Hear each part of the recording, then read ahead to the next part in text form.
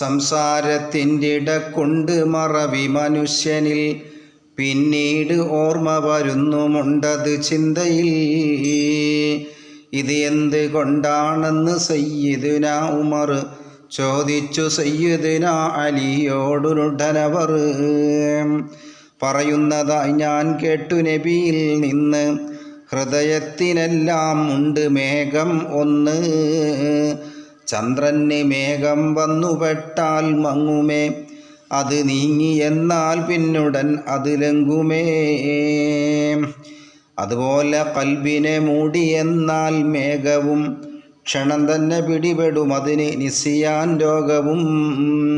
അതുകൊണ്ടാണ് നമ്മൾ പെട്ടെന്ന് ഓർത്തിട്ട് പെട്ടെന്ന് മറക്കണത് കൊണ്ടാണ്.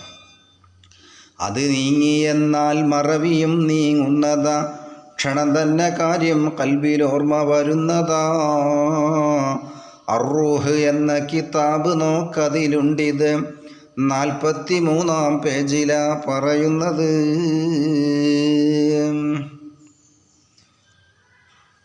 അങ്ങനെ വന്നിട്ടും പോയിട്ടും അങ്ങനെയൊക്കെയാണ് കാര്യങ്ങൾ പറയുന്നത്. പിന്നിപ്പോൾ എന്താണ് പറയുന്നത് ഇവിടെ?